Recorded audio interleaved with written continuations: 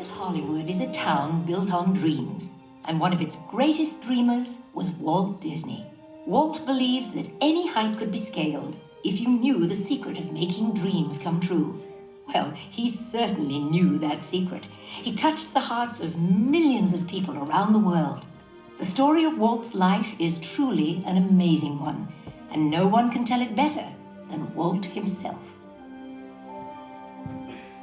My dad worked as a carpenter in the World's Fair buildings. He eventually ended up in Chicago as a contractor, and he was doing that when I was born, December 5th, 1901. But my dad made some money as a contractor, and he wanted to get back to the farm. They finally ended up buying this farm in Marceline, Missouri. It was a beautiful farm, but it was not the kind of farm to make a living on. Things got pretty tough on the farm. My dad had a sickness. So my dad sold the farm, took the money, and went to Kansas City. And my dad bought this Kansas City Star route. And they gave me a route. I was about 9 or 10 when I started that. In winter, we'd go out at 3:30 in the morning right after a blizzard, or in a blizzard, or in pouring rain. It didn't matter.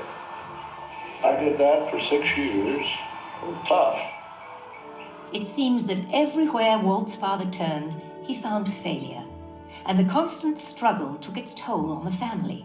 One by one, the children began to leave home. Then came the day Walt woke up to find his best friend, his brother Roy, had gone as well. My brother had joined the Navy, so I wanted to join him. Well, I was still a year too young. I was 16. Finally, this kid come in to me very excited. He said, there's something just forming here that you and I can get in. I said, what is it? He says, an ambulance unit. I was in Paris, 3rd of September, when Pershing pulled out. Paris, which had been this exciting thing with all these soldiers and things, suddenly there wasn't a soldier to be seen. And I suddenly became very lonesome. So then I went in and put a request in to be discharged. So I hit Chicago. That's where my parents were living. And I said, Dad, I want to be an artist. And my dad, he just couldn't buy that. So I pulled stakes and moved to Kansas City. Roy was in Kansas City working in a bank. One of the fellows working with Roy said, say, I have a couple of friends that have an art shop. So I went up to these samples, and there were all these corny things I'd done in France. Well, by gosh, they hired me. I mean, right on the spot. So I took the camera home, and then I started experimenting on my own there. So then I went into this Kansas City Film Ad Company. So that was where I got started in the animation business. So I was thinking if I had something with a novel twist, I might crack the market. But I still couldn't get anywhere with it. I'd failed. I learned a lot out of that. And I think it's important to have a good hard failure when you're young. I packed all my worldly goods in a cardboard suitcase. I went to Hollywood, arriving there with just $40 in my pocket from my Kansas City ventures. Now, my brother Roy was already in Los Angeles. Both of us were unemployed.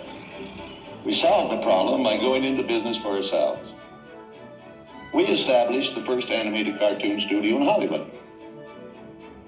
Walt's dream was finally coming true. He had his first commercial success, Oswald the Lucky Rabbit. And Walt himself was lucky enough to marry the girl of his dreams, Lillian, a pretty ink and paint girl who worked at his studio. Then he was dealt a tough blow. On a trip to New York City, he learned that through a contract loophole, he had lost ownership of Oswald. And to make matters worse, the distributor had signed away all of Walt's artists. Devastated, he headed back home to California. But something happened along the way that would change his world forever. Mickey Mouse came into our life.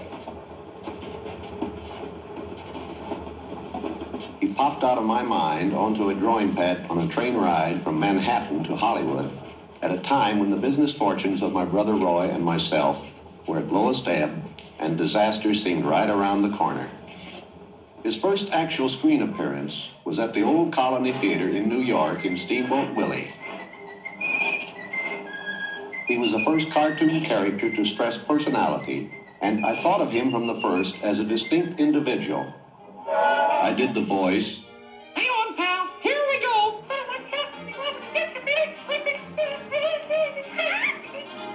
Mickey was simply a little personality assigned to the purposes of laughter.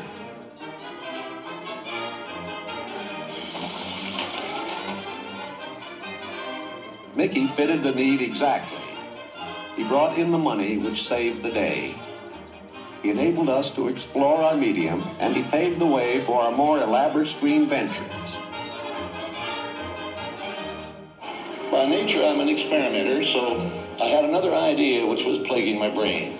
It was the Silly Symphonies. It was a series without a central character. Every one of them was a new type of subject to give us something to reach out and accomplish something different.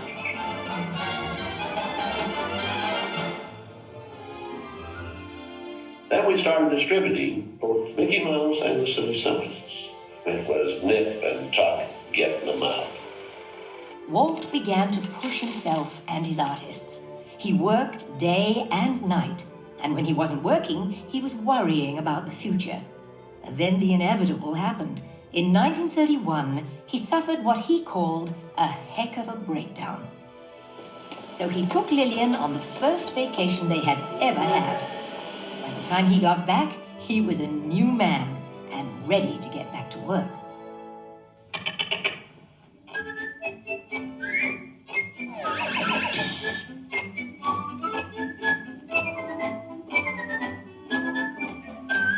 I saw the handwriting on the wall there, because the short subject was just a filler on any program.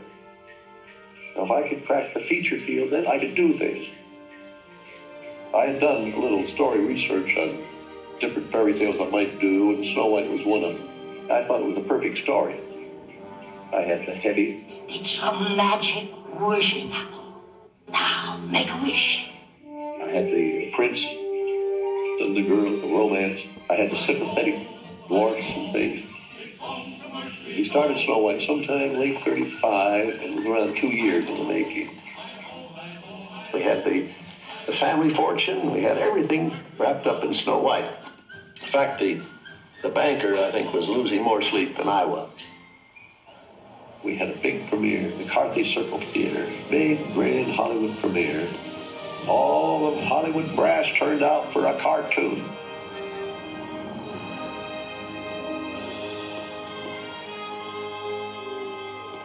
The daddy of Snow White and the Seven Dwarfs is going to be presented this beautiful statue. Isn't it bright and shiny? Oh, it's beautiful. Aren't you proud of it, Mr. Disney? Well, I'm so proud I think I'll bust. With the profits of Snow White, I built a studio.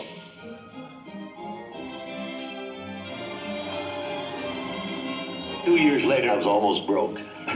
But I had all these pictures in work.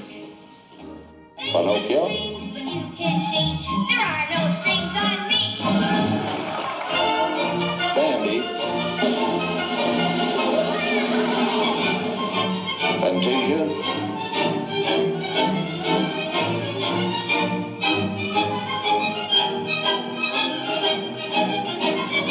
That was when the war came. The whole world was collapsing then. So many of my boys went to service. So I just practically stopped my feature production. That's all I could do. And after the war, there was quite a problem picking up the pieces. I knew that diversifying of the business would be the salvation of it. So I tried various things. I want to go beyond the cartoon. And I thought if I could get into the live end, if there's things I could do. Stand by, engines. Come on now, boy, get him! Not bad, eh, Charlie? Let's open her up and see what you really do. I wanted enough different types of things that I could fall on my nose with one of these pictures, but I had another one right behind it that would hit. After a long concentration on live action and cartoon films, we decided to try something that would employ about every trick we learned in the making of films. We would combine cartoon, live action, with an enormous fantasy, Mary Poppins. As the original Mary Poppins budget of $5 million continued to grow, I never saw a sad face around the studio. Even my brother Roy was happy. This made me nervous. And the horrible thought struck me. Suppose the staff had finally conceded that I knew what I was doing. Once again, Walt Disney reinvented family entertainment, creating many of the classics we still enjoy today. But even then, he wasn't finished. He had a bigger dream in mind. Well, it came about when my daughters were very young, and Saturday was always Daddy's Day with the two daughters. So we'd start out and try to go someplace with, different things, and I take them to the merry-go-round, and I took them different places, and as I'd sit there while they rode the merry-go-round, did all these things, I felt that there should be something built, some kind of an amusement enterprise built where the parents and the children could have fun together. So that's how Disneyland started. It takes a lot of money to make these dreams come true. We had everything mortgaged, including my family. I started with many ideas, threw them away, started all over again. And eventually it evolved into what you see today as Disneyland. But it all started from a daddy with two daughters wondering where he could take them, where he could have a little fun with them too. Park means a lot to me in that something will never be finished, something that I can keep developing and adding to. Not only can I add things, but even the trees will keep growing. The thing will get more beautiful every year. And I knew that if I did anything like the park, I had to have some kind of a medium like television to let the people know about it. The world is a carousel of color, history, comedy, fantasy. There's drama and mirth, there's old Mother Earth, with all of her secrets to see. The miracle of imagination, the marvels of earth, sea, and sky. These wonders untold are ours to behold in the funny world, the sunny world, the wonderful world of color. And now your host, Walt Disney. Today, I want to share with you some of our ideas for Disney World. Here in Florida, we have something special we never enjoyed at Disneyland, the blessing of size. There's enough land here to hold all the ideas and plans we could possibly imagine.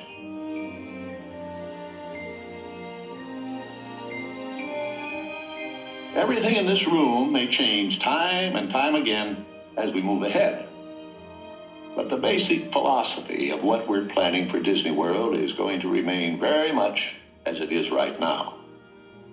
We know what our goals are. We know what we hope to accomplish. And believe me, it's the most exciting and challenging assignment we've ever tackled at Walt Disney Productions. Well, after 40 some odd years in the business, my greatest reward, I think, is that I'd have the public appreciate and accept what I've done all these years. That is a great reward.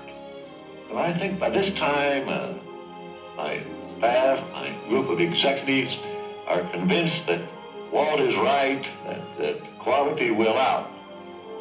And I think that'll hang on after Disney.